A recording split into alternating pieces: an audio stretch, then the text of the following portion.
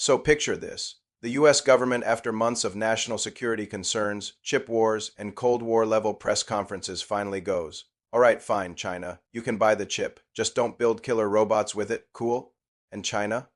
China straight up says, "Yeah, we're gonna pass. I'm not kidding. We're talking about the H200 NVIDIA's top-of-the-line AI chip. This thing trains elms, runs autonomous weapons, powers half the AI startups in Silicon Valley. Chinese companies already pre-ordered 2 million of them at 27 grand each. That's $54 billion. And then Beijing tells its top tech giants Alibaba, Tencent, ByteDance, don't buy it unless you're doing university research, and maybe not even then. No law, no official ban. Just a backroom vibe check that basically says, if you touch that chip, we touch your license. Meanwhile, back in the States, Trump's administration just approved the sale like it's no big deal. Sure, go ahead, export the H200, we'll even take a 25% cut. So now we have this beautiful mess where America's like, please, take our tech, and China's like, thanks, but we're kinda busy not trusting you right now, and NVIDIA. They're sitting on a warehouse full of the world's most powerful AI chips, and no customs clearance to move them. This isn't just a TextPad. It's a $2 trillion company caught between two superpowers, and if you own any tech stocks, you're along for the ride. Let me show you what just happened and what happens next. Let's rewind this mess before it turns into a Wall Street soap opera. NVIDIA didn't start out as the king of AI. They were the gamer chip guys, the folks who made your graphics smoother in Call of Duty. Then came the AI boom, and suddenly GPUs weren't just for pixels. They were for power, powering language models, training neural nets, running billion-dollar data centers from Seattle to Singapore. And no one built faster chips for that than NVIDIA. Their H100 became the backbone of modern AI.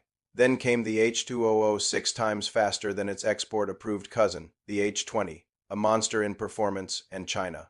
They wanted it badly, except they weren't allowed. Back in 2022, the US slapped down export bans on high-end AI chips, trying to slow China's military tech development. No A100, no H100. Even stripped-down versions like the A800 and H800 got axed, so NVIDIA played ball. They built China-friendly chips just under the performance limit. Still, Washington kept tightening the screws. Fast forward to late 2025. China starts buying up every H200 they can. They pre-order over 2 million NVIDIAs, licking their lips, and then China slams the brakes. No press release, no explanation. Just don't buy it.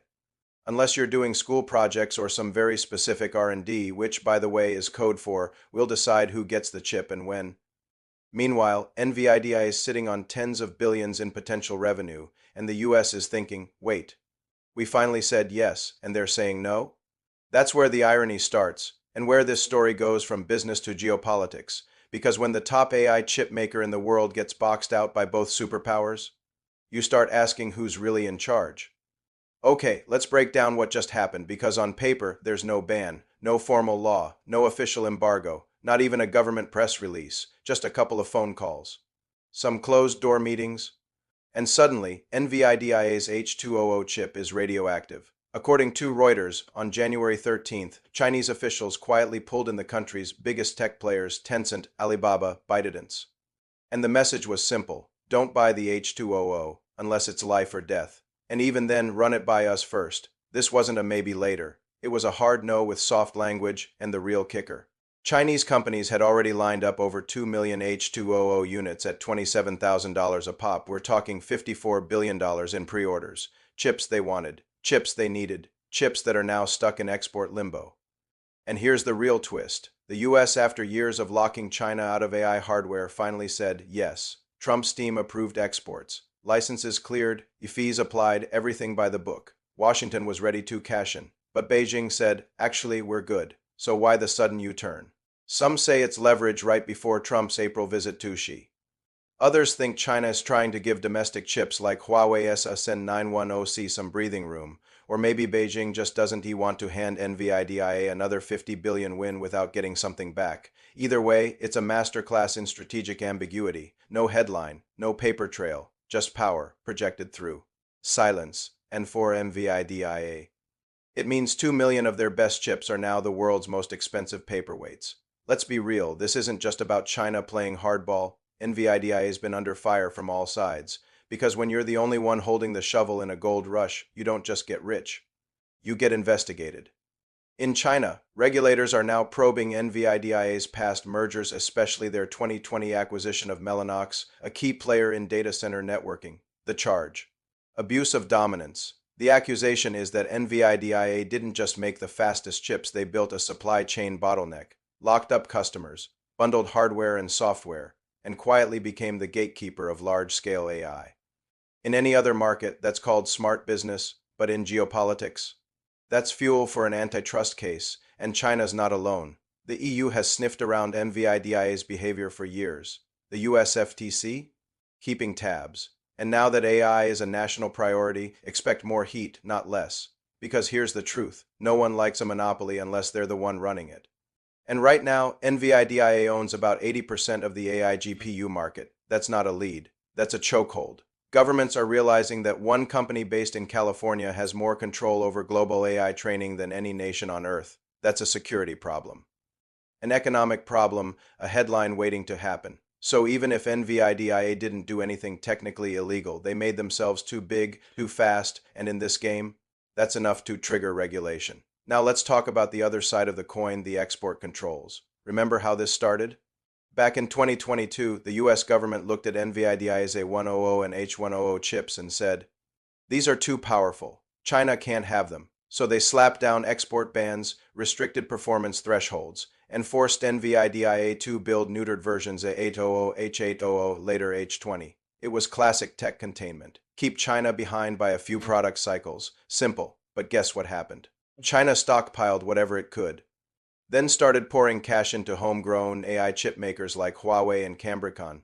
Meanwhile, NVIDIA kept innovating, hitting the market with the H200, a chip so powerful it runs laps around everything else. Fast forward to 2025, Chinese demand for H200 explodes. The US sees an opportunity, sell the chip, but keep the oversight. Trump's team approves H200 exports with strings attached. Licenses, tracking, a 25% export fee to Washington. Everyone's happy, right? Not quite, because just as the first shipments are getting packed, China hits the brakes. Suddenly, it's not America saying no, it's Beijing. And now you've got a $2 trillion company caught in a geopolitical boomerang. The US wanted to protect its edge, but in trying to limit Chinese AI, it pushed China to go local. And now that China can buy, they're choosing not to. It's a policy reversal inside a chess match, inside a trade war. And NVIDIA is just trying to sell a chip. But geopolitics doesn't care about quarterly earnings. Let's talk dominance. NVIDIA doesn't just make the best AI chips. They've got the whole stack: hardware, software, ecosystem, mindshare, want to train. A large language model? You go NVIDIA. Need inference at scale? NVIDIA again, trying to run 10,000 GPUs in parallel? Good luck doing that without CUDA and NVLink. This isn't just market leadership, it's end-to-end control, and that's where things get tricky, because dominance like that starts to look a lot like dependency. Ask any hyperscaler, they'll tell you if NVIDIA raises prices or runs out of supply, your entire roadmap slips. Even OpenAI, Meta, and Amazon are hedging, investing in alternatives: TPUs from Google, Gaudi from Intel, Inferentia from AWS. But let's be honest, those chips are still playing catch-up. The performance gap is real, and NVIDIA knows it. They've been printing money on margins that would make drug cartels jealous. The H200, estimated to cost $3,000 to build, and it sells for $27,000. Insane. But now comes the blowback. Regulators are circling. China's closing the door. The AI arms race is shifting from who builds better chips to who controls the pipeline, and NVIDIA. They're stuck in the middle, still dominant, but no longer untouchable. Because when your company becomes critical infrastructure, the world stops treating you like a startup and starts treating you like a threat. So what happens when the $2 trillion juggernaut hits a wall? Investors flinch, markets wobble, and analysts start rewriting their growth forecasts in real time. After news broke of China's not a ban on the H200, NVIDIA stock dipped. Not a crash, but a correction, a signal that the AI money machine might be slowing down, at least in Asia. Meanwhile, competitors smelled blood. AMD's MI300 chips started getting more airtime. Intel pushed its Gaudi accelerators a little harder, and Google. They reminded everyone that TPUs don't need export licenses. But let's be clear, none of them can fully replace NVIDIA, not yet. So this isn't about someone else taking the crown. It's about reshuffling the battlefield. In China, domestic chip makers are seeing a surge in government contracts. Huawei's Ascend 910C is getting serious. Funding, local data centers are being told. Figure out how to make it work without NVIDIA, and in DC, the policy crowd is split. Some say Trump's team never should have approved the export in the first place. Others argue that blocking China just speeds up its independence. Either way, the result is the same. The world's most valuable chip maker just got locked out of the most important growth market on Earth. Not because they lost the tech race, but because the rules changed mid-game. And that's a bigger risk than any GPU shortage. Because if NVIDIA can get frozen out, so can everyone else. Right now, NVIDIA is still on top. They're pulling in record revenue. Their chips are backordered for months, and every AI startup with a pulse is begging for H100, H200, or whatever comes next. But under the hood, there's turbulence. China is effectively off the table. One of NVIDIA's biggest buyers has ghosted after pre-ordering billions in hardware. And that's not just lost revenue. It's a sign that geopolitical friction is now baked into the chip business. The US and China aren't in a shooting war, but they're in a chip war, and NVIDIA. They're right in the blast zone. Meanwhile, American hyperscalers are hedging harder than ever. OpenAI is building its own silicon. Meta's cozying up to Google. Amazon's doubling down on Inferentia and Trainium. Even Microsoft is spinning up custom chips just in case the supply chain gets political again, and investors. They're watching every headline like it's a stock trigger, a single Reuters article about customs policy. Boom, 40 billion in market cap gone. One Chinese official coughs in the direction of a GPU ban. Wall Street starts whispering by the dip. Or run. That's the world NVIDIA lives in now. Still dominant, still profitable. But every win comes with a geopolitical price tag. And if you're holding tech stocks, you're not just betting on performance anymore, you're betting on policy. So what are we really looking at here? Not just a company, not just a chip, but a proxy war in silicon. This is the AI equivalent of an oil embargo, except instead of barrels, it's bandwidth. Instead of tankers, it's wafers and NVIDIA. They've become the OPEC of compute. That's why governments are panicking. Because when one company holds the keys to the most powerful AI infrastructure on Earth, you don't just worry about innovation, you worry about control. This isn't just about China either. The EU's watching, India's watching. Even US regulators are asking, should one firm be allowed to dominate AI's nervous system? And here's the wild part, this isn't some corporate crime. NVIDIA won the race. They built faster, scaled bigger, and delivered when no one else could. But the moment they became essential, the rules changed. Because in geopolitics, once you matter too much, you stop being a vendor and start being a variable. 3 reasons this system works the way it does. 1, AI is the new arms race. Whoever trains faster wins. 2, chips are the bottleneck. Scarcity equals power. 3, every government wants resilience, which now means not depending on NVIDIA. That's why H200s are stuck at the border. Why tech stocks swing on whispers. Why $2 trillion in market cap still isn't enough to stay untouchable.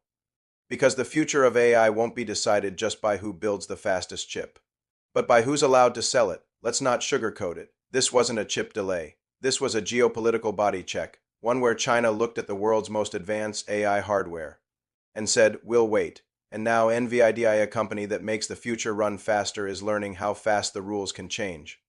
So here's the question for you. If one government can freeze $54 billion in pre-orders with a quiet phone call, what's stopping them from doing it again?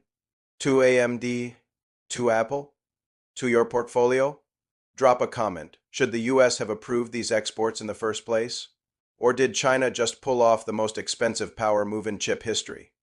And if this breakdown helped you see the strategy behind the silicon, share it. Not to pump stocks, to understand stakes, because this isn't about chips anymore. It's about control. One is building fabs on American soil, the other is trying to catch up after years of lag, and both are trying to answer one brutal question. How do you compete with a monopoly without starting a war?